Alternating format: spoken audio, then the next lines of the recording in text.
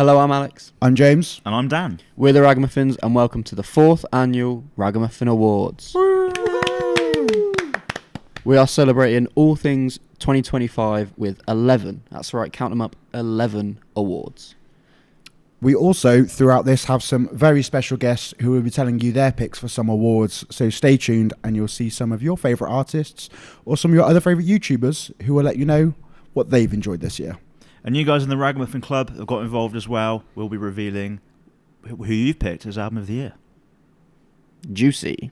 Let's get straight into the very first category. Hang on, wait, sorry. I just want to say to everyone that I missed the memo about the dress code and the white monster tonight, so apologies for that. Wow. The board of directors clearly had a meeting without me, but never mind. Shall we get cracking with the first award? Let's get straight into it. Breakout Artist of the Year. So first of all, we've got Breakout Artist of the Year. Now, I think this has been a great year for a lot of new bands, and even some established bands really kind of becoming more well-known with a lot of releases in particular, and really becoming kind of coming into their own, I guess. So in third place for mine, I have Lover's Noise. To Live in a Different Way, and plus singles that have come out. Big festival appearances, a great slot on the Loathe tour supporting. I think that has been phenomenal and definitely by far a band to keep watching. Number 2 is Larcenia Row. Now this is a small band out of, I think it's California, that put out a banger of an album in Extraction this year. It's great to see them already being put on some big bills with some fantastically named bands, and so that's phenomenal. And for me, number 1 is a band, again, you two might not know them. This is Psycho Frame. They put out their debut this year, which is absolutely phenomenal. I've gone back to listening to it so many times. I think they're on tour with some bands over here next year in March. I can't remember who it's with, but I'm looking at tickets mostly just to see them. That debut album is absolutely phenomenal, and so they have got my Breakout Artist of the Year. Beautiful. Dan? I'm starting to think that this is probably going to be a difficult one to choose an overall winner, because I think we could quite easily, all three, have picked 3 completely different artists. Yep. At number 3, I've got Snakes. Oh, They've that's a good pick. They've played at basically what's felt like every festival in the UK this summer. They've had some absolutely banging crowds. They've put on some insane shows. And some of my most memorable sets of this year have been Snake sets at 2000 Trees, Burn It Down Festival. Incredible bands. They've been cooking for a while, and I think they might well be just starting to break through. So I think they've had a really, really good year. Number 2 for me is Arm's Length. With the new album, they've really established themselves as one of the kind of trailblazers and the front runners at the forefront of the emo pop punk kind of Midwest emo scene. And I think we haven't quite felt the full tremors of their uprising yet. I think it's mostly been seen in the US. But they've got a UK tour at the start of next year. Seeing their reception at Slam Dunk Festival last year as well. This uprising has been coming for a while, and I think they're really establishing themselves as one of the best bands in the emo scene. But my number 1 goes to a band which is maybe slightly more indie than alternative, but I think there's a bit of crossover. West Side Cowboy released a debut EP this year. They've got a second EP coming out next year. They're starting to appear everywhere. There's whispers. People are talking about them. I think they've broken out this year, and I think they're going to take 2026 by storm. So my number 1 is West Side Cowboy. Okay, this was a fun one to think about for me. I've got 2 honourable mentions, if you'll indulge me.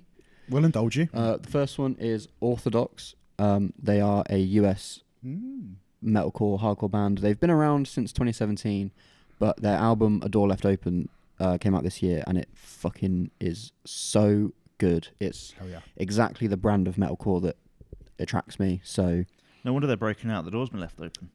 Classic. And my other honourable mention goes to Split Chain.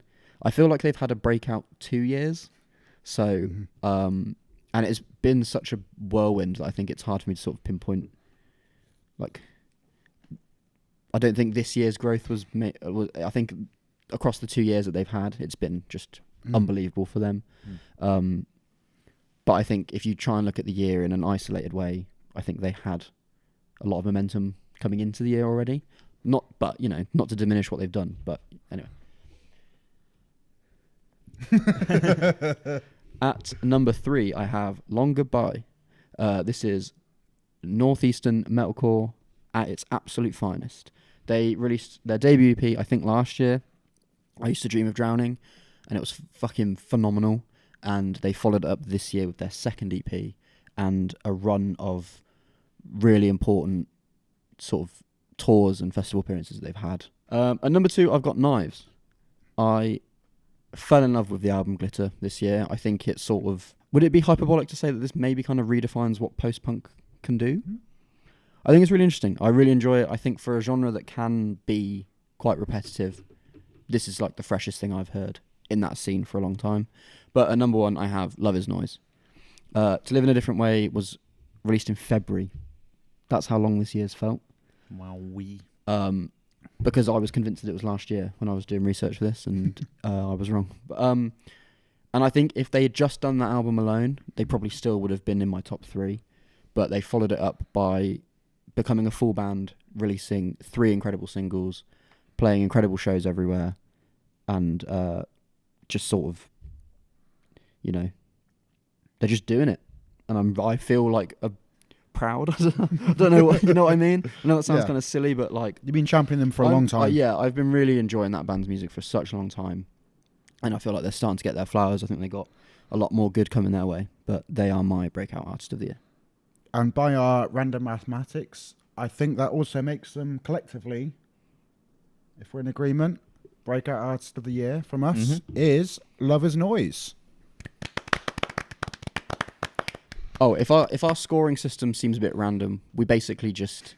It's because it is. We figure out who we've all kind of maybe mentioned, and we sort of... collectively go from figure there. it out in the aggregate, basically. Yeah. So, anyway. Hey, my name is Jessie Powell and I front a band called Dream State. My favourite album of 2025 has got to be Never Enough by Turnstile.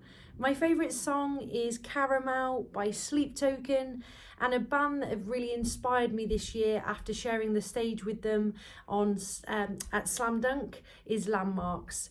Watch this space for those guys, just so incredible.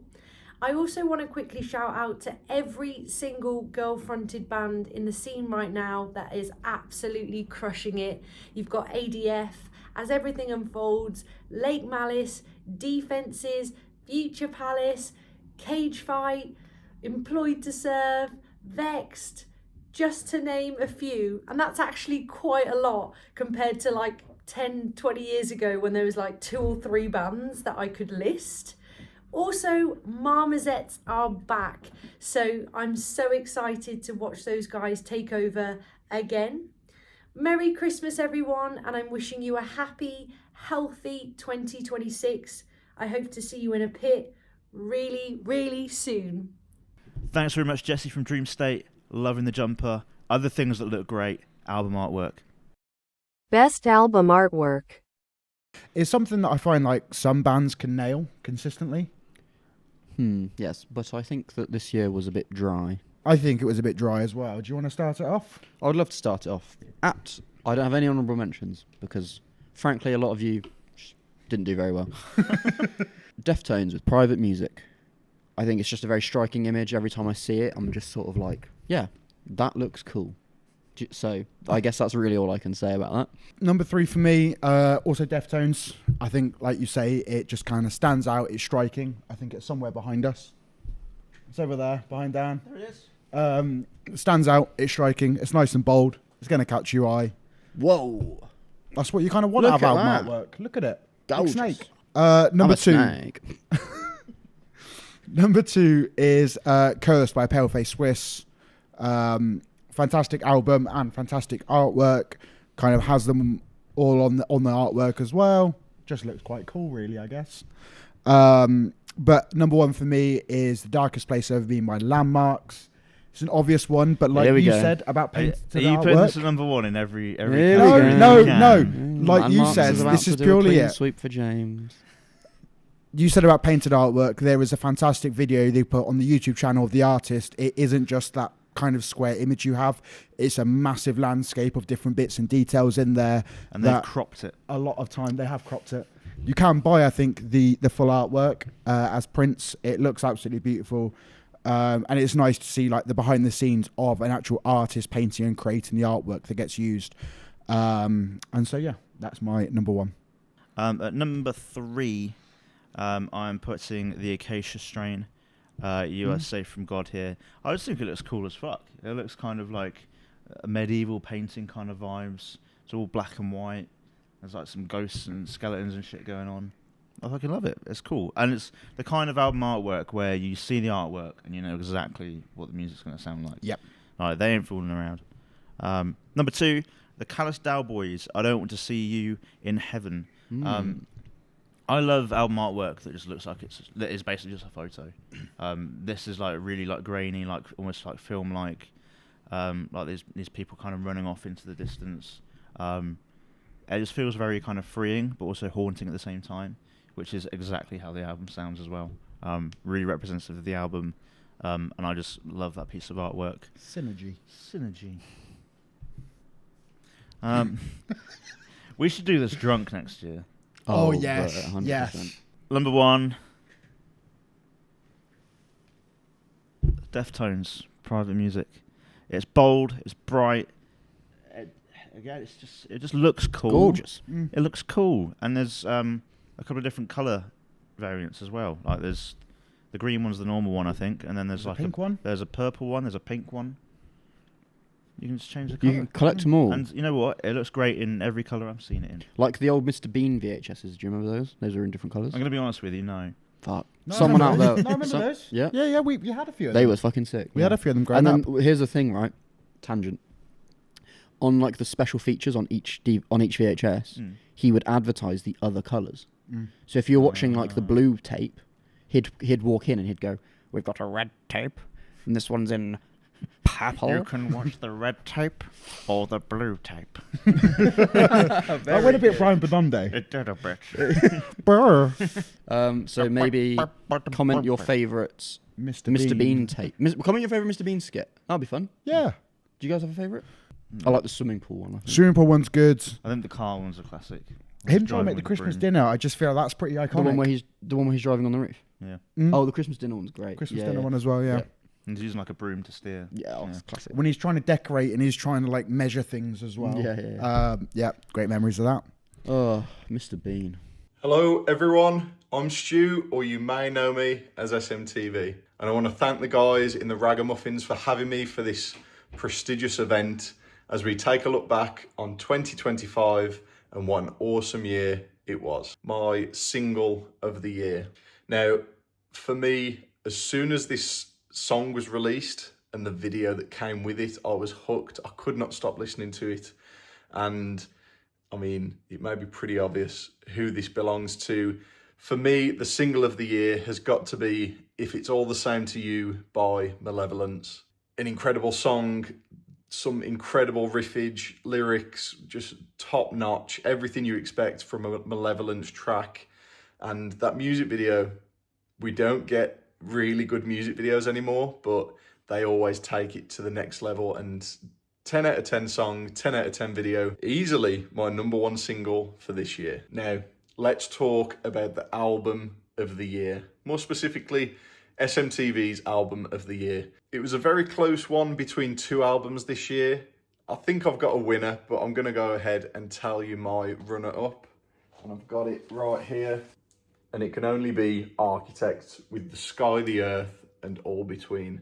This is a absolute banger, and some of the more recent Architects albums haven't hit the spot for me as much as, I mean, this Diamond you can see up here, that is prime Architects, but this album has really like been a bit of a saving grace for me. I can listen to this from front to back and just love every single track.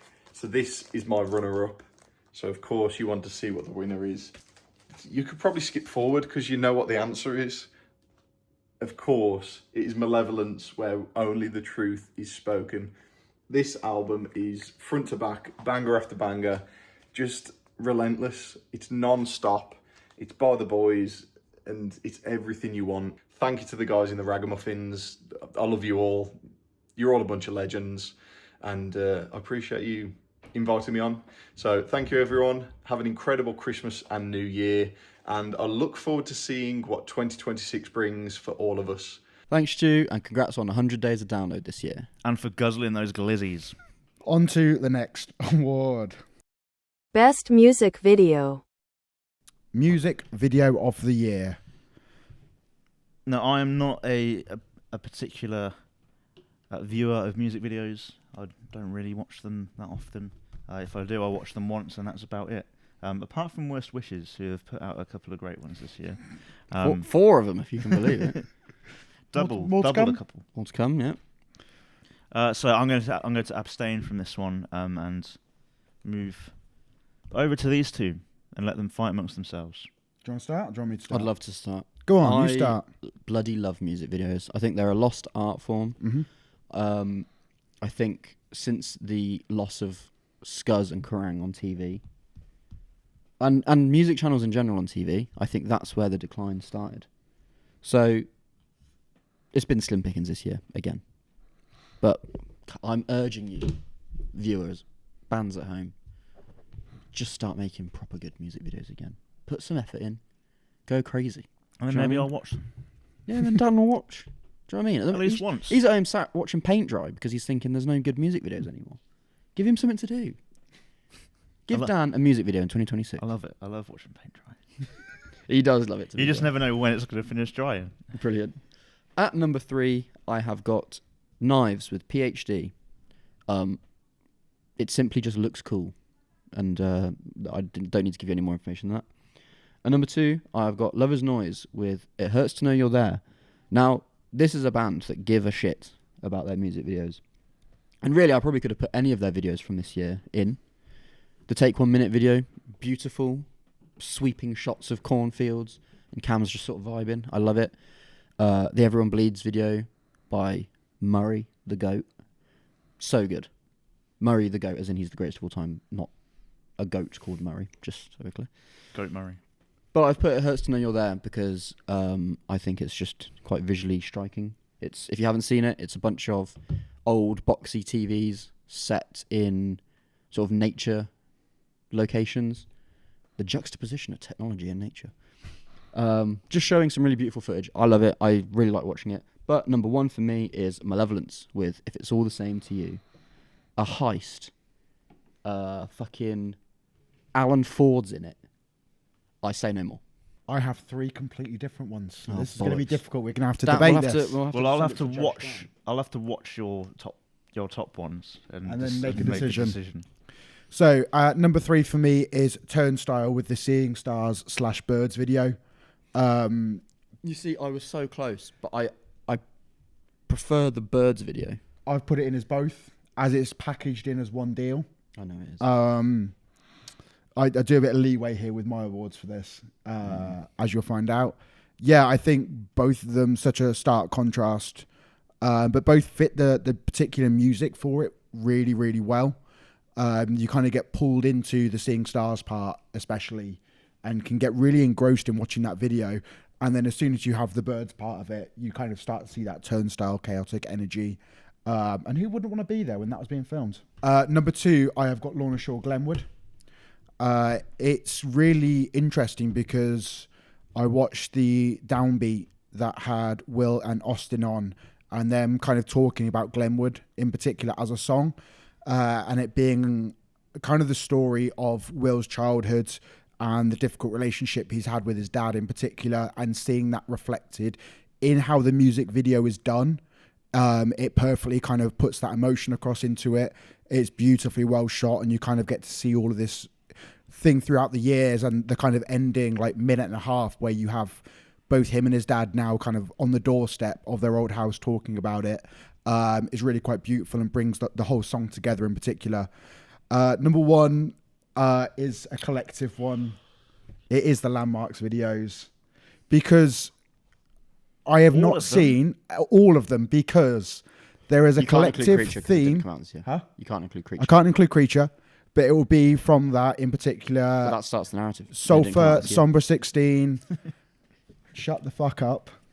Sulphur, Sombra 16, A Line in the Dust, Blood Red. Because having a collective theme across multiple videos, can you name a band that's done that before? Yep, Fall Out Boy did a whole album. A whole album of it? Yes. I think it's clever. I think it's interesting. And So did Turnstile. Turnstile did the Never Enough film. I haven't seen it yet. Neither have I. But, sorry. Carry on. That's my pick. Okay. Dan? I feel like, as Alex, you mentioned that Turnstile would have been an honourable mention or just missed out on your top 3. We'll go with that. I think that has to end up being number 1. Yeah, I'm happy with that. Yeah. Congratulations, And Turnstile. I did see that one. Did see He's that one. seen that one. I've seen that one. Good. Nice colour palette. Hey, what's up? It's Joe from the band Shields here, and I'm going to be talking about my favourite albums from 2025. First up, I've got People Watching by one of my favourite artists, Sam Fender. Ever since the first single, People Watching, came out, this one has been on pretty solid rotation. Amazing live as well. Absolutely loved every second of it. You Sexua by FKA Twigs. That one was a proper hard hitter for me, given that I really love a lot of sound design that comes with it, and I'm really big into the ways she manipulates her vocals and all the electronic elements she uses. 1056, every single song, banger. Love their approach to it, love the kind of rap vibe, massive riffs, wicked production. Just loved all of it. It was a great album. Really good live too. Julia Wolf, Pressure. It's basically alternative Phoebe Bridgers. Fucking excellent. What more do you need? Sleep Tokens, even in Arcadia. Came out of nowhere. Pretty much just release a single and then release the album, and it was fucking huge. I saw it download. It was fucking amazing. Bangers. Band of the year is Via Nova. Super fresh in their approach to everything. I love the way they approach their vocal production, the clarity in their mix, the way they're blending genres that have never really been blended well with this modern metal that we're all playing with. Their whole vibe is just pushing modern metal in a way that no one else is, and I love it. That's my band of the year, and it is my album of the year, I reckon. Song for the year is Gifted Every Strength by Loathe, another band who are just pushing this genre in such a new and inventive way. Everything they do is natural and inventive and fresh and creative, and I love it. I can't wait to hear more from what they do next, because the production on that was just something else. I think there's a lot to say for bands going down a bit more of a natural path in the future with their production. You know, I think that's why I've chosen Via Nova and Loathe for my song and band of the year. Both bands are using very natural elements, a lot of vintage gear, a lot more realistic approach that I think brings the audience and the listener closer to the band through the record, given how digitalized everything is these days. It's refreshing, and I think people want that. So thanks so much for listening to me talk about my favourite music from 2025. Shield's album Death and Connection is out on January 30th, 2026. So keep an eye out for that. We're very excited about it, and we hope to make someone's list next year. Thank you. Thank you very much, Joe. Death and Connection by Shields is out January 30th. Very excited for that. One of the first releases of the year. Make sure you check it out. It's going to be a banger. Hell yeah. Ragamuffin Club, Album of the Year. Next award. This is one that's been voted by some of you. This is Ragamuffin Club Album of the Year. We put out a few polls. One that was originally 50 albums, and we narrowed it down to the top 10 from there. And then you voted if you're part of the Ragamuffin Club, which if you're not, it's free. Join it in the link in the description. And you put your votes together on what you had as the album of the year. It was extremely close. Neither of you two know the results. I don't know. I'm excited. I'm the only one that knows, so here we go. I'm going in blind. Tied in third place with 11.1% of the vote each is Sleep Token, Even in Arcadia, and Bury Tomorrow, Will You Haunt Me with That Same Patience. Bloody hell. How have Bury Tomorrow pulled that one off? Fair play. Who knows? Fair play. Really? Tied in second place with 14.8% is Stray from the Path, Clockwork. Ooh. Landmarks, The Darkest Place I've Ever Been, and Hayley Williams, Ego Death at a Bachelorette Party. In first place with 18.5%, it's that close, Turnstile, Never Enough. That is your Ragamuffin Club album of the year. You guys are bloody brilliant. We love you, the Ragamuffin Club. If you're watching this and you're thinking, what the fuck is that? It's just a Facebook community. It allows us to talk to you all, allows you to talk to each other, and allows for fun things like voting on an exclusive award. Yeah. What's better than that? Hello, we're the Alt Pulse Project. I'm Rob. And I'm Laura. And we've been nominated by the Ragamuffins to go through our Album of the year, song of the year, and artist of the year for 2025. Should we start with album of the year? Maybe? Yeah, let's start off with that. It's actually a three-way tie I've got currently because I haven't really properly gone through my rating system yet. Is 9 Million, self-titled. Indie rock, shoegazy, emo, grungy, all the works, just love it. Soul Blind, Red Sky Morning, pure kind of grunge gazy record. I think, you know, they're tip for big things next year for me. And then Drain with Is Your Friend, another band that is keeping the kind of hardcore flame burning, just doing it in a really incredible, catchy, riffy way. For me, again, it's been so hard to sort of just narrow down my options, and again, it's been a great year. My number one album is Wolf Alice and The Clearing.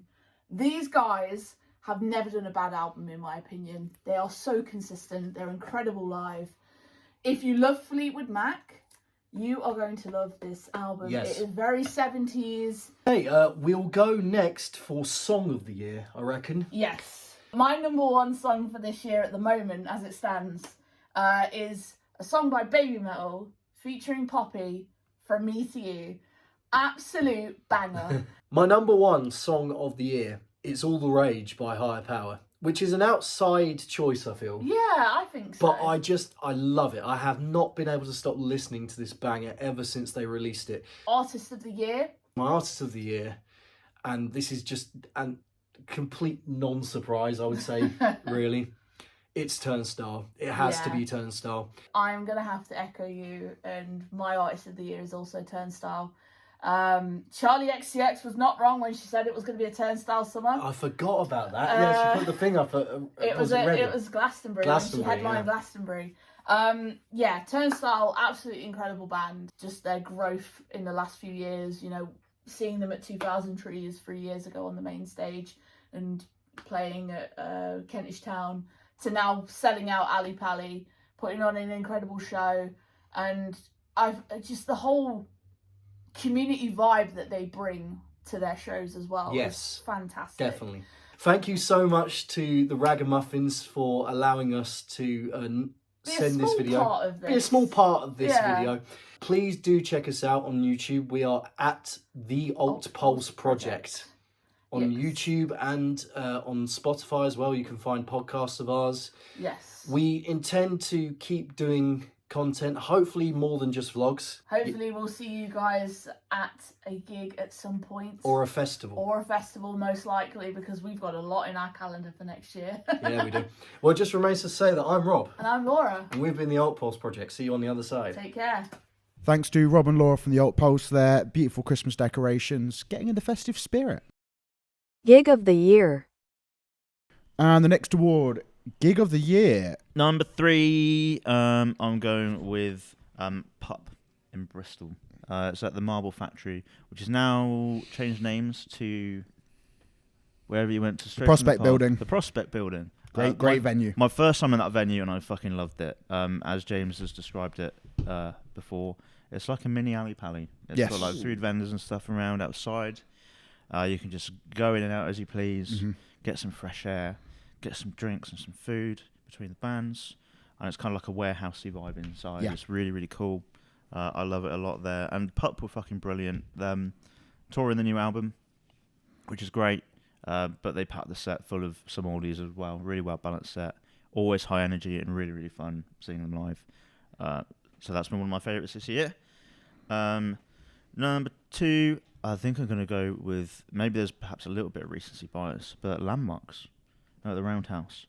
Again, the venue makes a difference. I always love visiting the Roundhouse. It's one of my favourite venues. Easily my favourite in London. And Landmarks just put on an absolutely brilliant show. I've not been massively into them for a long time. I'm only really familiar with the new album and a few from the older ones. But the show was brilliant. All the production and everything was amazing. The crowd were cool. The supports were excellent as well. Split Chain kicking off the evening. Under Oath for the first time. Pain of Truth as well were awesome. And there was a nice little crowd of us as well, a little group of us. So that was a really, really fun gig. But my favourite, almost based purely in the lineup, I think, is Neck Deep in Birmingham, which is harking right back to January. Support from One Step Closer and the Wonder Years. The Wonder Years. You can't really get much better than that. Apart from maybe next week with support from Boston Man. But we'll see. Yeah, it has to be my gig of the year. Next week are always so much fun live. I love the Wonder Years. One Step Closer are one of the best up and coming bands in the scene. It had to be my number one. Beautiful. My first honourable mention is going to go to Bear's Den, because they're not really alternative, but I just wanted to talk about it briefly because they played their iconic album Islands in full at the Royal Albert Hall, and it was so special. I cried 3 different times, and I loved it so much. But it's not alternative, so it's not going in my top 3. At number 3, I've got This Wild Life playing Clouded in full. There's a theme coming here. This was really special. It's the first time they've been to the UK for a headline show in close to a decade, I think.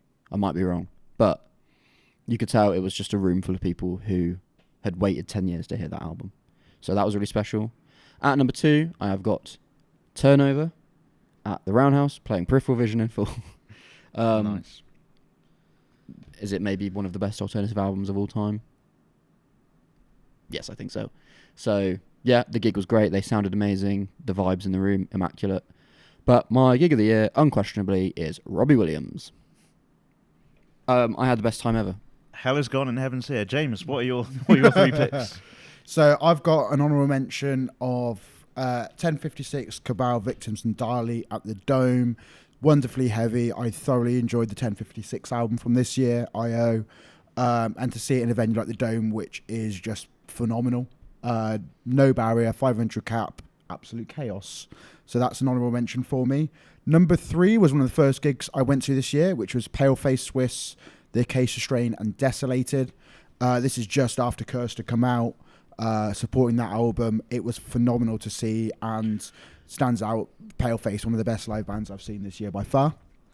Number 2 is the recent Landmarks gig with Under Oath, Pain of Truth and Split Chain. Again, phenomenal show. All bands absolutely incredible. Fantastic. But when it comes to gig of the year, it also comes down to what that gig means.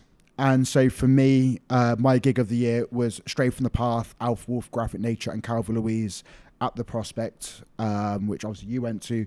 Like I say, a wonderful venue, and one now that when I look at tour posters, if they're going to go there, I would like to buy tickets for there just based on that venue alone. It was fantastic.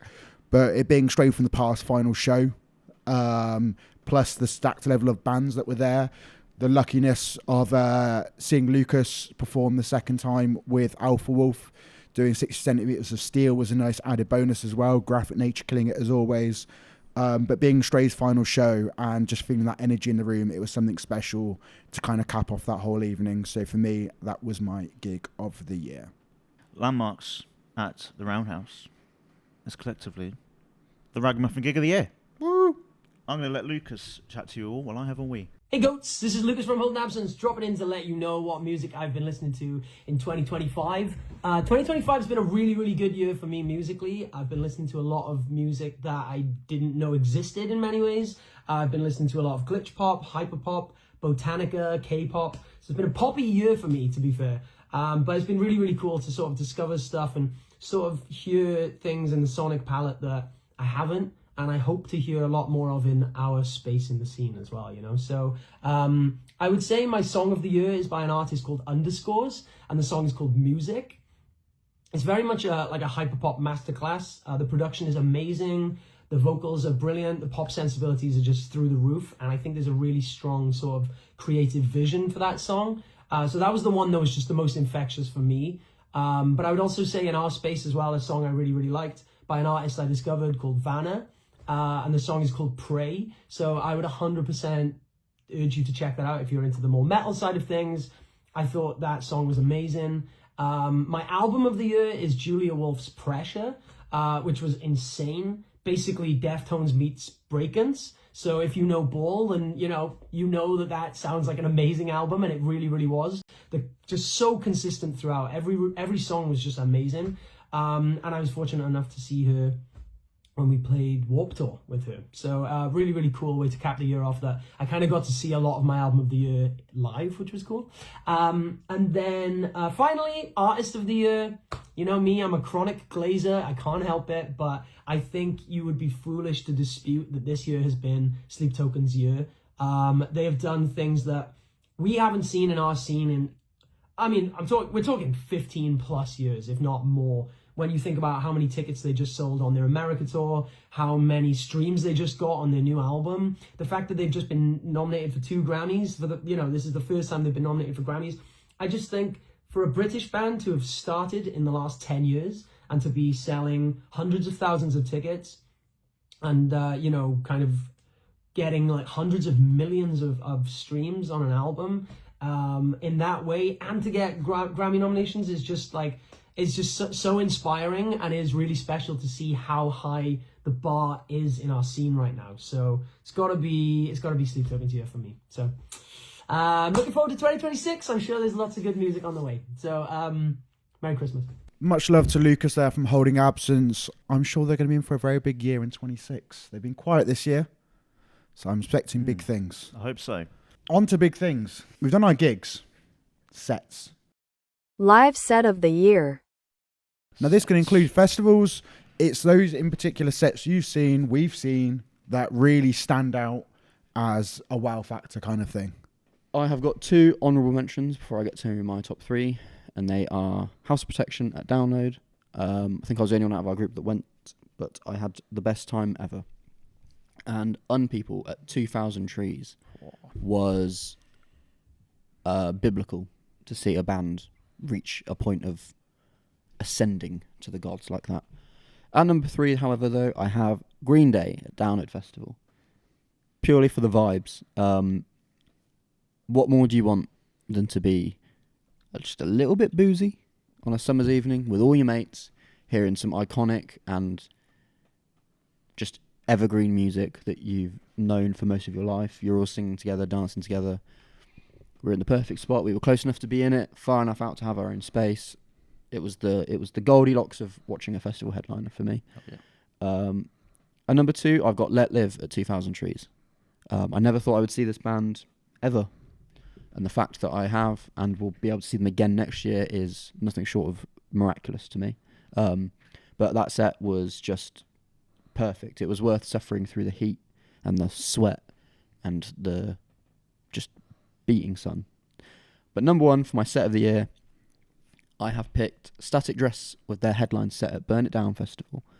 I was nothing short of mesmerised watching this. It was genuinely, it felt like watching a band just become something more than they are right in front of your eyes. It was just a lightning in a bottle moment for me. I also have a couple of honourable mentions. My first one is Lestal at Truck in Oxford. Super special to have them play a bunch of songs from both Exist EPs, although they themselves have kind of said that it's now just an album, like the 2 EPs together are an album. So awesome to hear songs from that album. Just played in such a small and unique space. Really, really fun. Another honourable mention is Let Live at Trees, which Alex has just mentioned. But now, going into the top 3, number 3 for me is the Green Day set at Download, for all the same reasons that Alex just mentioned. It's just being with all my favourite people, a really cool festival. Again, I've never been that fussed about Green Day, but something about that set just felt so like freeing and just like really fun. Singing all the words to everything, hugging everyone. The right level of boozed up as well, I felt. All the boxes were ticked. It was just awesome. Number 2 for me is Unpeople at 2,000 Trees. That set on the main stage just felt incredible. That festival in particular just seems to really love that band. And I can definitely see them headlining in a few years' time, in the years to come. The energy was just unmatched. Luke doing his whole circle pit thing at the end. The energy for the garden in particular was just incredible. But number 1 goes to Boston Manor at Download Festival. Ooh, what a shout! It was just energy crowd surf crew, mosh pit crew, everything was going on. They sounded great as well. The whole set was just front to back bangers, and that band are just cool as fuck. And I loved that set so much. Again, seeing just all of us lot just in the pit, managing all the crowd surfers, picking people up, the dust. It was just so much fun, and one of my highlights of the year for sure. So that is my number one. For me, a few honorable mentions. Green Day set, like you've both mentioned. Just like so many moments throughout it. I remember me and Connor singing every lyric to Jesus of Suburbia. The point in Wake Me Up When September Ends where he says, "Here comes the rain again," and the rain starts coming down. I forgot to even mention that. Like, just absolutely phenomenal set, and a bucket list band for me to tick off. I've got Guilt Trip's Burn It Down set, No Barrier, absolute carnage and chaos, and I had so much fun during that set. The Paleface headline one I saw earlier this year, as it was the first time seeing them being like a fan of their music, and so could relate to it now in a different way, and similarly with the Lorna Shore set at Download.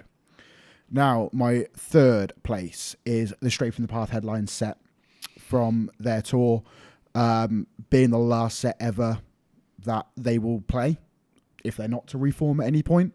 The fact that I've seen that, and just how that set was, Drew's really emotional speech, I think hit everyone in the room of let's make it a celebration, but you could tell like he was struggling through it at points.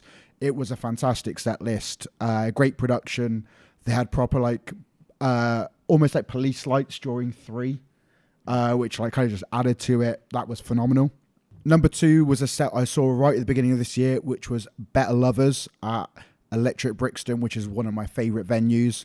I think you got me that as a Christmas present last year, I want to say, or a birthday present last year. Yeah, one of the two. Something like that. A fantastic venue, and that set stood out to me by far still. Highly Responsible is a fantastic album that I still go back to so many times, and seeing them live, they are one of the most fun, chaotic bands, and I loved it. And in first place for me, to no surprise, is their recent Landmarks headliner. It's been a fantastic album that I've loved. This is a band that I love. The songs were fantastic. Getting to hear Requiem live, had a little tear when they played Self-Made Black Hole. Hearing my favourite song, Blistering, like it was just a phenomenal one. So for me, that was my set of the year. By the mathsing, I believe our set of the year is Green Day at Download. Green Day at Download. Which I'm perfectly happy with. Iconic. What a moment. Because I think that's the interesting part, is we've all got such varied sets in there. We've seen so many great live bands. But by the maths, Green Day, congratulations, set of the year. Hi everybody, my name's Gibby from a channel called The Alt Vault. Massive thank you to the Ragamuffins for letting me be a part of this video. So some honourable mentions for my favourite song of the year. One of them has to go to Salt the Wound by Malevolence. Another one would be Caramel by Sleep Token, because it really captured a lot of attention from the entire alt scene, just for how open and honest it was. But my favourite personal song of the year would be Archangel by Pendulum, which is probably the song that came out this year that I've listened to the most. Really reminds me of like the old style Pendulum stuff, but then you've got some like 80s synth elements mixed in there as well, and then that synth for the main riff is so big and so full, it just sounds absolutely incredible. For my album of the year, again, some honorable mentions would include Malevolence and Pendulum. They're just 2 incredible albums, as well as Coheed and Cambria's The Father of Make Believe and Vukovi's My God Has Got a Gun. But I know this is probably the obvious choice for a lot of people this year, but my album of the year is Even in Arcadia by Sleep Token. When it first came out, I was a little bit underwhelmed, but then you listen to it again and again, and because it's so catchy, and you start to understand that, yes, some of the lyrics are a little bit cringy, but you start to understand that it's an album about growth and how messy, and how messy it can be, and how it might not all make sense at first. So in a kind of meta way, that's how I also experienced the album, and I just think it's really grown on me this year, and it's just such an incredible piece of work. For me, the artist of this year has to be Black Sabbath, because to overcome the health issues that Ozzy's had, the things that he was facing behind the scenes, the things that Tony's been through, Bill and Geezer aren't exactly spry young fellas anymore. For them to all come together and bow out with grace before they overstayed their welcome, like a lot of bands do. And then obviously losing Ozzy a few weeks after that big show, they really united not just the metal scene, not just the alternative scene, but really music lovers from all generations, all backgrounds around the world, and helped raise a lot of money for some really good causes. So for me personally, Black Sabbath this is the year of Black Sabbath for me. Thanks again to the Ragamuffins for having me. Have an incredible rest of your year, and I will see you in 2026. Thanks, Gibby. Great to meet you properly at Download Festival this year. Speaking of, it's time for Festival of the Year. It's time. Festival of the Year. I've got a joint third place here for Burn It Down and 2000 Trees.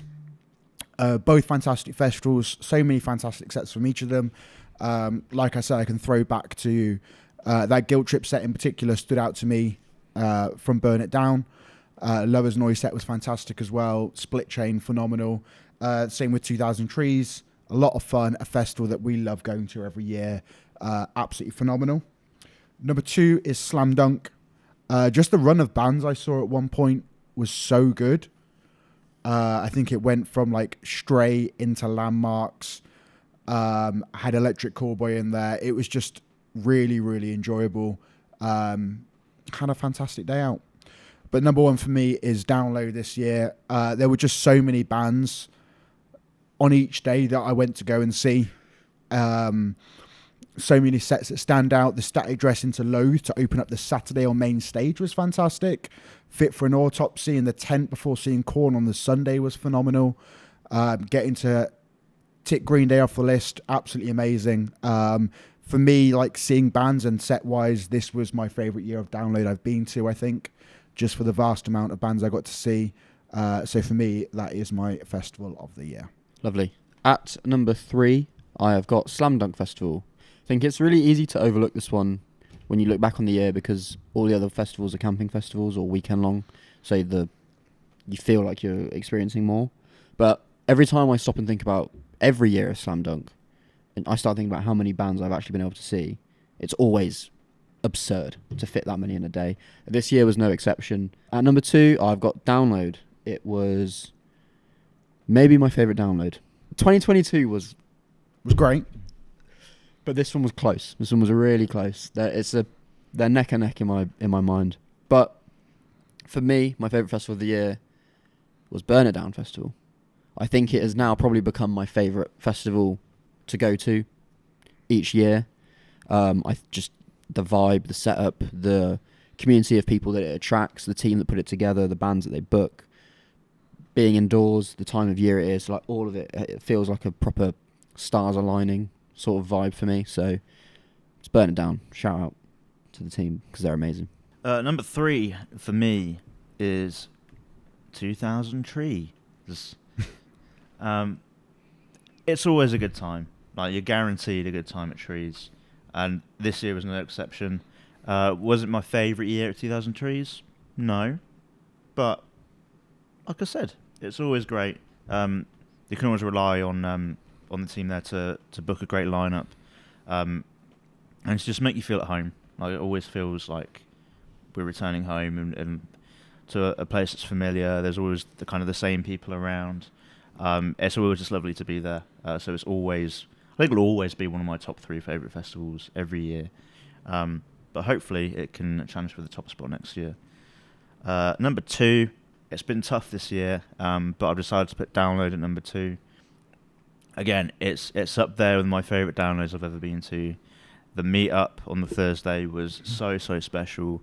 Meeting so many viewers and other creators and stuff. It was awesome. Just a really enjoyable weekend on the whole.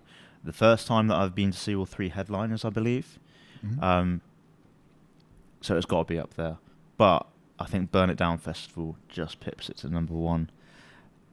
Again, like Alex said, the team there just put on such a great event. They all just clearly love what's going on.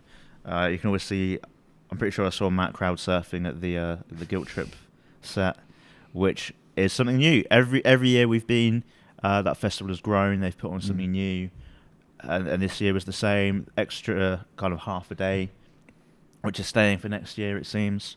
I just can't not put it at number 1. They just keep up in the game, and if they continue on the trajectory they're going, they're going to be my number 1 next year as well. And by that, collectively in there, I think Burn It Down Festival of the Year. Yo, it's Jay from Knives, and the Ragamuffin guys have kindly asked me to give you some of my songs and albums of the year and stuff, so that's what I'm doing. So we'll start with Song of the Year. Some honourable mentions. I'm going to give Nobody by Zepp, just funky, groovy, what I like. Came at a good time, enjoyed it. Demolition Man by Boko Ute, big new find for me this year. Got on tour with Viagra Boys, just super cool rap, punk stuff that is a bit of me. And then Song of the Year I'm going to give to Cauldron by Nicholas F. Pretty underground rapper from somewhere in America. He's good at rhyming. I've bumped it a lot this year and I'm a big fan. He's got me in. Albums of the Year, I'm going to go with Gusto by Boko Ute as like my third one, or an honourable mention. Again, like I said, great new find, super into it. Never Enough by Turnstile. That's an obvious given one, but it's not my top. Top's got to be Let God Sort 'Em Out by Clips. Pusha T, one of my favourite rappers. Great rhyme schemes, everything going on. Love it.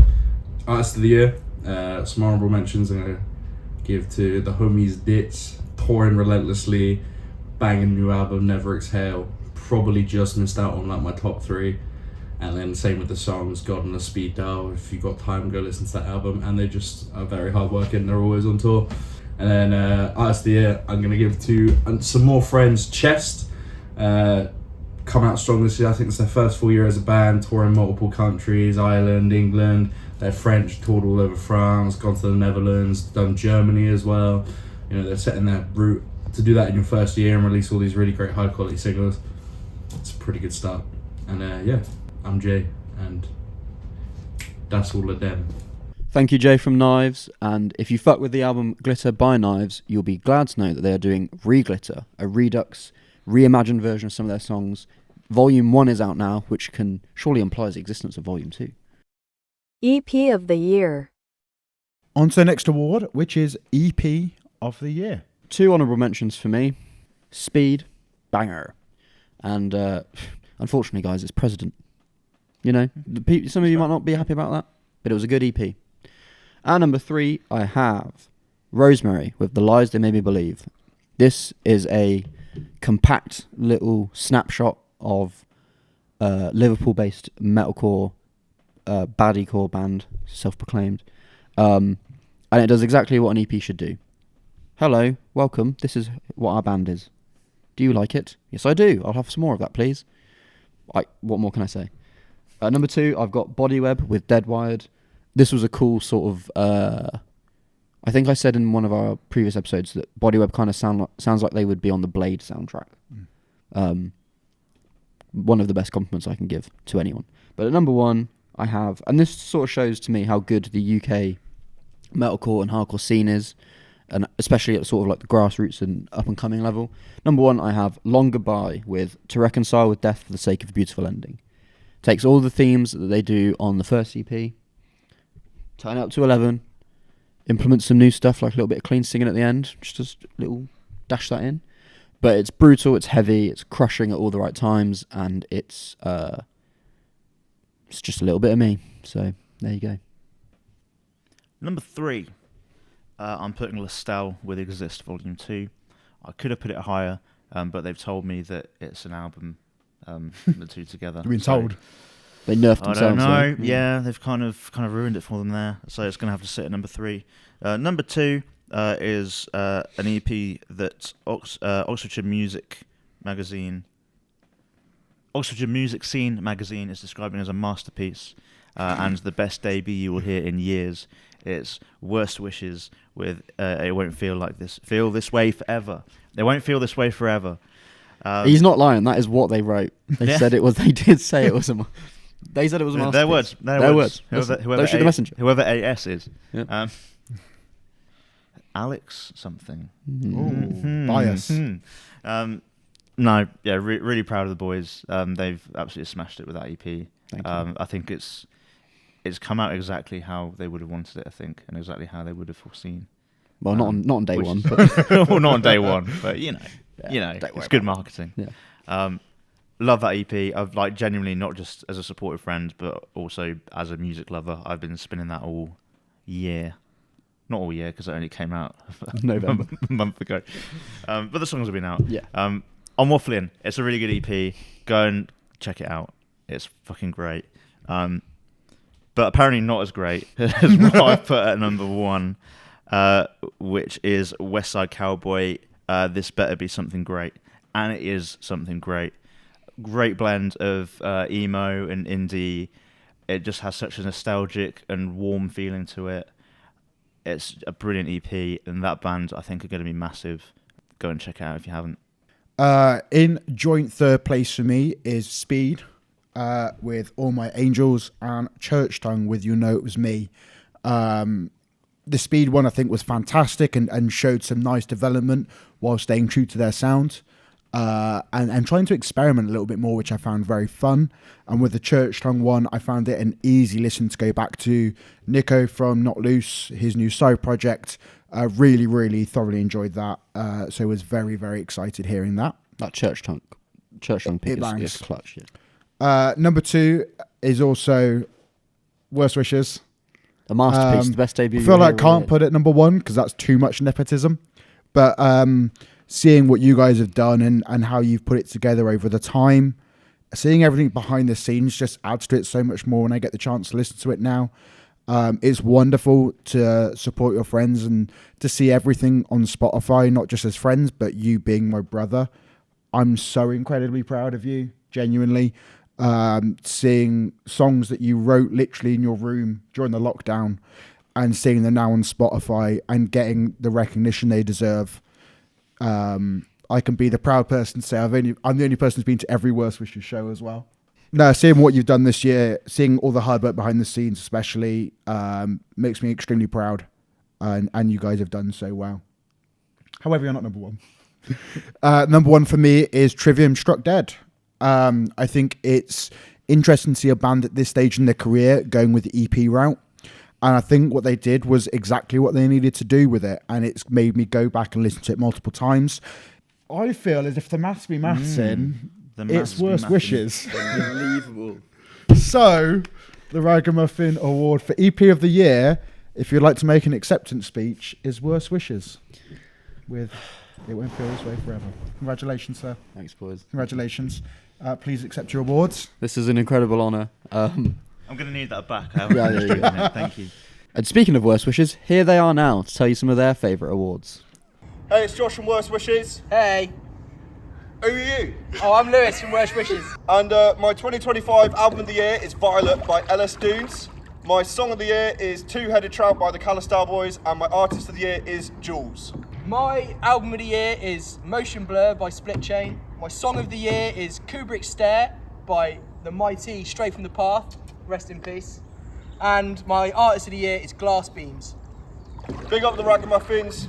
Happy holidays and stay emo. Goodbye.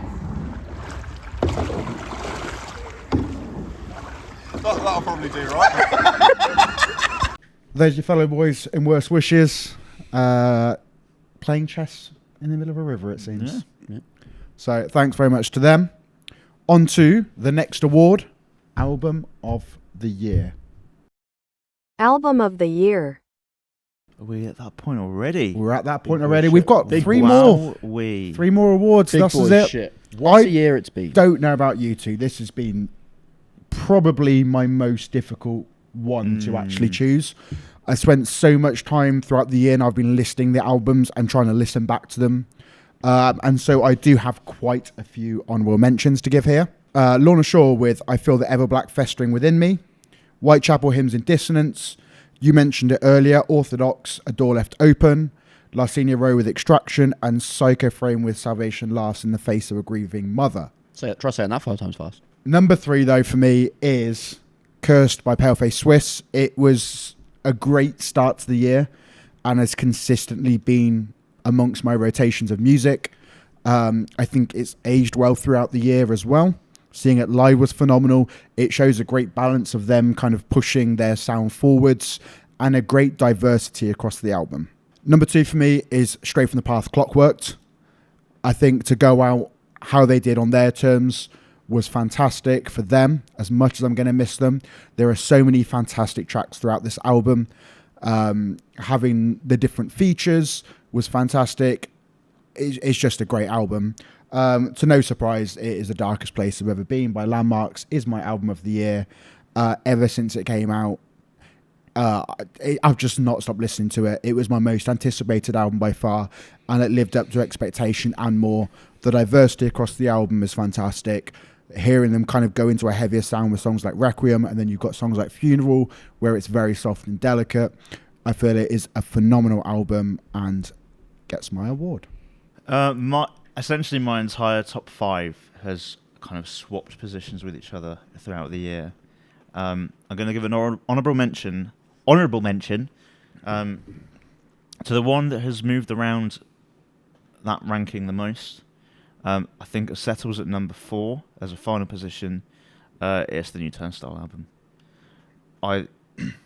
It feels like it's Glow On Part 2 with some extra steps, which is great, but it also feels like they were just trying to replicate Glow On. But banner of an album. It was Turnstile Summer, wasn't it? Turnstile Summer. It was great for drinks out in the sun, but it finally settles at number 4 for me. But into places that matter. Number 3, I'm putting Love Is Noise to Live in a Different Way. It came right in at the start of the year as a definite album of the year contender. I knew it was going to be up there at the end, and it has managed to make the top 3, which I'm really delighted by, to be fair. Again, just such a fantastic album. The atmosphere created, the lyricism, it's just got kind of everything that you'd want from this style of music and this kind of album. And I'm really happy that it's managed to stay up there and hold on, almost like an underdog. Like with some of the big hitting albums we've had released this year, it's felt like I've been rooting for this underdog just to be like, yeah, stay up there, Love Is Noise, and it does. I really, really love this album, but not as much as number 2, which goes to Arm's Length. There's a Whole World Out There. I said earlier about Arm's Length, they've just really stepped it up on this second album, really setting the bar and cementing themselves as one of the best bands in this kind of genre, doing things that feel familiar but also feel like a step forward and feel like setting the bar higher. I just fucking love this album. But I can't deny how much I've been listening to Tsunami Sea by Spirit Box this year. Wow. Interesting. Surprising. Again, this is an album that's kind of dropped down, gone back up in the rating. I revisited some of my favourite albums of the year for the purposes of trying to cement a position. And there's no skips on Tsunami Sea for me. I love this album. It's like some of the heaviest that Spirit Box have been. It's some of the most kind of floaty and elegant that they've been. Some of the most atmospheric they've been, rather. I feel really atmospheric listening to this album. I just love it. Every track on it is great, and I just couldn't look past it being my number 1. When I really thought about it, it had to be Spirit Box. Beautiful. I have 4 honourable mentions, if you'll indulge me. We'll indulge you. Split Chain, Motion Blur, also Glitter by Knives, because it has just been on repeat for me relentlessly. I've also got Orthodox, A Door Left Open. My last honourable mention is Scowl with Are We All Angels. At number 3, I have got Turnstile with Never Enough. Ooh. Again, it's a good album. I enjoy it, but I just enjoy Glow On more. And I think every time I've tried to think about this end of year list, that's been the sticking point in my mind, is that I've already heard this album before. I will say it says a lot about this album that we've both rated it very highly, but then gone in with a criticism of it, because it's almost like it should be higher. Yes. Like you'd expect it to be higher, but we're almost justifying not putting it at number 1. Yeah, and I understand why people have it as their number 1. Oh, for sure, yeah. I completely understand. At number 2, I've got Lover's Noise with To Live in a Different Way. Same as you, Dan. It feels like this has been just an underdog album that has sort of carried me through the year. I think it's heavy at the times where it needs to be, but I think what this album does best is its sort of show of restraint and its dedication to atmosphere. I think that I really, really enjoy the new direction that the 3 singles that we've had since the album have gone. But what I really like is that album, now with those songs in my mind as well, that album feels like a really important, like self-contained snapshot of where they were at the time. But my number one album is, and this might be no surprise to anyone, Hayley Williams with Ego Death at a Bachelorette Party.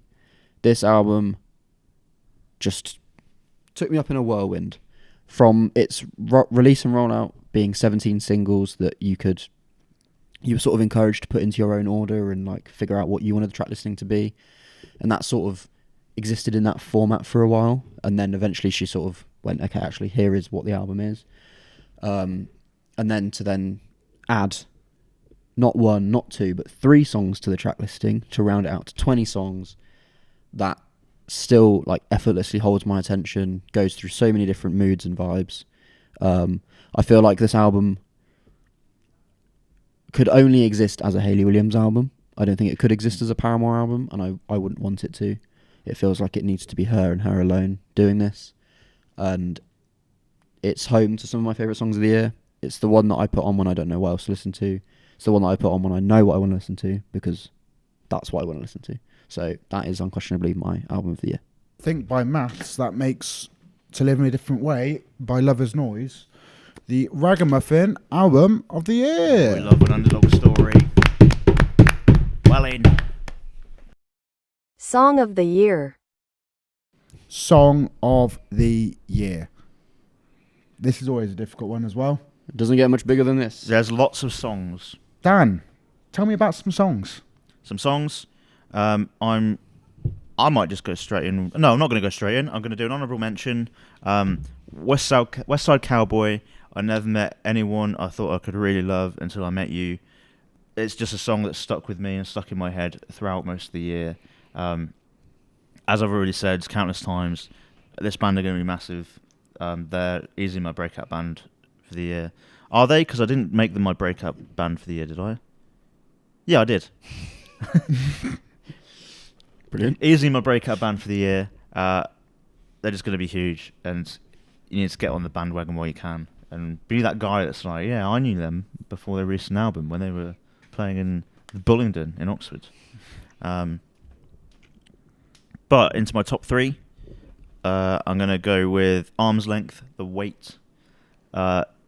Amazing vocal melody, huge hooks, the chorus just pulls you in, really meaningful lyrics, just such a fantastic song. I really wanted to pick an Arm's Length song from that album, and it was really tough to like pick between a few of them, but The Weight is the one that's always resonated with me the most. So that's going into my top 3. Number 2, Birds by Turnstile. Just slaps, doesn't it? That's all I need to say. Number 1 is Caramel by Sleep Token. It's a melt in your mouth melody. Beautiful. Need I say more? I don't think so. No. I know a lot of people don't like that song, but I like it. I think it's fucking brilliant. I think it's cool. I've got a few honourable mentions, and it goes hand in hand with some of the albums that I've picked.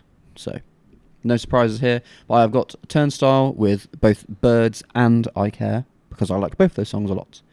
Orthodox with Sacred Place, and Scowl with Not Hell, Not Heaven. 3 bangers that narrowly missed the podium.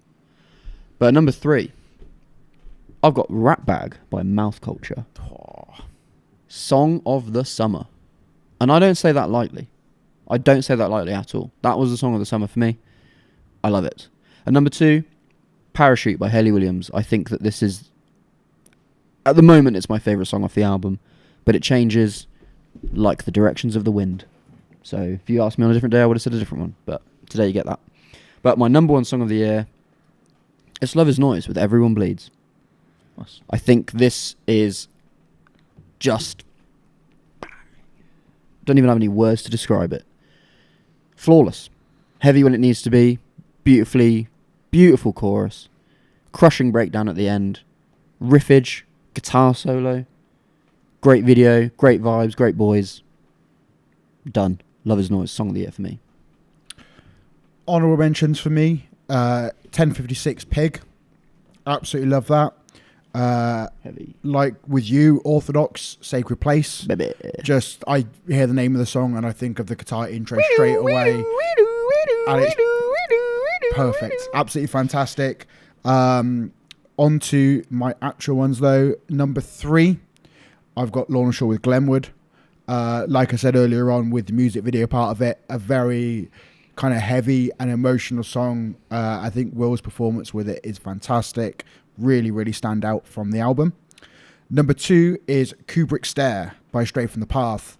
What a way to kind of kick off that album. First single being released from that run. How they opened the set. It is just a punch in the face straight away. Number 1, however, for me is Blood Red by Landmarks. It just kind of encapsulates everything that band can do within one song.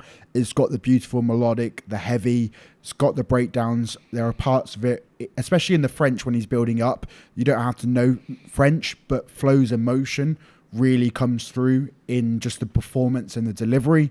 I think this song just perfectly displays what this band is capable of, and that is my song of the year. What the fuck do we do now? The closest thing we have is Sacred Place and 2 honorable mentions. That's the closest thing we have here. Well, we got Birds and 2 honorable mentions as well. Yeah. Is it? Or was that in both of yours? Birds was not. You had Birds was number 2. Oh, Birds was actually number. Birds was in your top 3. I think so. Was it? Or was it an honorable mention? I've lost it. Song. Yeah, Birds was number 2. Oh, Birds. Birds. Finally, I can see it. Birds is Song of the Year. Oh, hey Ragamuffins. It's Dan here from Blank Atlas. You've caught me here mid-goulash. I'm putting my dumplings in right now. And I was thinking what my favourite albums of the year was. Everyone can agree that Turnstile Never Enough is probably the best album. I mean, to me, it's my most listened to album for sure. My favourite artist of the year, as is most years, probably The Blue Nile. Great band. The Hats, great album. I've not listened to The Blue Nile before. It's like 80s, very synthic, very depressing. All the songs are about drinking yourself to death. It's a great time. I love if you're doing a late night drive, put hats on, full blast. Ugh. Right now, my favourite song of the year is Something Heavy by Jacob Collier. Listen to it all the time. It's a great song. That's my favourite song of the year so far. Thank you to the Ragamuffins for their constant support of the wank mattresses. Legends. Love the pod. Carry on. See you soon at Trees and Places. Thanks, Dan from Blank Atlas. Hope you enjoyed your goulash. Now, make us some next time. Yeah. Artist of the Year. A final award. Artist of the Year. This is the big one, baby. This is the big award. Big one. I'm going to kick it off. One that I think you might both be surprised at. Number 3 is Sleep Token. So you're going to go Landmarks. Number 3 is Sleep Token. Okay. That's interesting. Despite... You've been a bit of a... Stick with me. Despite Stick me... with me. No, fuck, please don't. I thoroughly dislike the album. Clip that. Clip that straight away. Like Bring on the hate. I couldn't give a shit. Didn't like the download set. No. Fucking hated it. Your third best album artist of the year. Because I'm trying to actually take... As much as most awards is, all our bias. For me, I can't help but still praise what they've been able to do this year with what they've done charting that album, having the download set at the stage in the career they're in, which is not something any other band has really done. I can commend them for that, while still criticising, whilst maybe not enjoying. It's not for me, especially that, and kind of realising that I am not really a fan of Sleep Token anymore. However, what they have done this year has to be commended. You can't really ignore what they've done, and not just in the UK, how they've gone globally, especially with the tours, how they're selling out places. It can't be ignored, and so I will still give the props where it's due, which is why they're in third place for me. Well said. He put his objective pants on. Yeah, it did. Well done. Bias comes back in though. Here we go. Number 2 is Straight From The Path. To kind of start off earlier in the year, it wasn't even at the start, but kind of May time, we had Kubrick Stare come out, and then we kind of got the announcement it was going to be the final album, getting the announcement at Slam Dunk. To cap off this year, like I said earlier on, in their own terms, they've done it tremendously well. They didn't release a dud of an album. It was fantastic. They put on some great shows, selling out places all over. And to give them their credit, a band that maybe could end up... You could end up getting copycats, but there will always be one straight from the path. And so congratulations to them, and I hope they all find success in everything else they do. Number one, obviously for me, they've got Song of the Year, they've got Artist of the Year, they've dominated everything for me. It's landmarks. I don't think I need to say much else. They are a fantastic band. They are phenomenal. Tribune. Easy. Tribune. No honourable mentions. Actually, I have an honourable mention. My honourable mention is going to Scowl. Love that album. I think they've been great. So that's that. Number 3, I've got Love Is Noise. What can I say? They had an album of the year. They got a song of the year. They've been just phenomenal. They've had such a great 2025, and it makes me so happy to see that for them. And number 2, I've got Turnstile. Don't get us wrong. Just because we were maybe a little bit critical of Never Enough doesn't mean it's not a great album. And they've achieved stuff in hardcore and for hardcore that no one could have ever predicted or thought could happen. And, a rising tide lifts all ships. And I think what Turnstile have done benefits everyone. So that is commendable. But my number 1, Hayley Williams. She's the best. She's the queen. She's the GOAT. So I'm gonna give an honourable mention to Turnstile. As you said, Alex, like what they've done is they've kind of transcended hardcore as a genre. They've pulled everyone up with them. I think they're Elton John's album of the year. Yeah, I saw that. In what universe what is technically a hardcore band? Yeah, just everyone loves them. I don't see anyone going, oh, but they suck. I see people going, yeah, they're all right. But I don't see anyone being like, these guys suck. So they've had an absolutely monumental year. But it's also similar to the year they had when they released Glow On. Like Glow On kind of broke them out, and then they've kind of just continued the growth with Never Enough. So I certainly commend them for that. Number 3, they got my album of the year, Spirit Box. They've had an absolutely storming year. They've been on primetime TV in the US, on chat shows and stuff. Amazing set at Download Festival this year. They've just been killing it, bossing it. Can't wait to see what they do next year. Number 2, but it's purely on one live show, one live set. It's Sleep Token. I didn't love Even in Arcadia. I still really enjoyed it, but didn't love it. I didn't even love their Download set. It wasn't my favourite time I've seen them. But as James said, just as almost like a symbol of achievement, for growing so fast, for showing that a band can go from almost being unheard of to being a household name and headlining a festival as big as Download Festival in under a decade. It's just incredible, and no one can ignore what they've achieved with that. It's just a massive statement, and I hope they continue to break boundaries, break records. Apparently they overtook Taylor Swift in the Billboard Top 100 the other day, so that's testament of what they're achieving, and they're going to continue to do that, and I can't wait to see what they keep doing. Number 1, Split Chain. Yes, of course. Album slaps. They've been all over the world this year, playing shows in the US, basically every festival in the UK ever, touring with every band that's ever existed. Some slight hyperbole there, but you get my point. They've been busy boys. They have locked in. They have grown massively this year, and that's why they're my Artist of the Year. I believe by the mathsing, I think somehow Sleep Token. That makes Sleep Token our Artist of the Year. Artist of the Year. Feels like they snuck through on that one. It does, doesn't it? Yeah. Oh. Out of nowhere. There you go. Fair play to them. That's 2025. It's 2025 in a nutshell. You simply have to let us know in the comments what some of your favourite artists, albums, songs, blah, blah, blah, blah, blah have been. You have to. Because you're obliged to. We need to know. From all of us here at the Ragamuffins, it's a Merry Christmas and a Happy New Year. We hope that you get all you ask for on your Christmas list.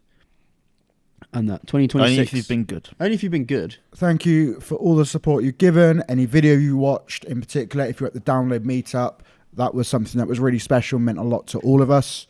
And we came away from that really feeling like overwhelmed in a fantastic way from it. Maybe we should do it again. I think maybe we should do it again. Maybe we'll have to speak to the other boys and get something arranged. But thank you very much for everyone with all your support this year. It's meant a lot. Thank you to all the people that sent their videos in to chuck into this video. We're very lucky that all these people that we respect within the scene agree to do it. Yes, yeah. Thank you very much to all of them. Hope you have a fantastic last part of your 2025 and have a fantastic 2026. We'll see you there.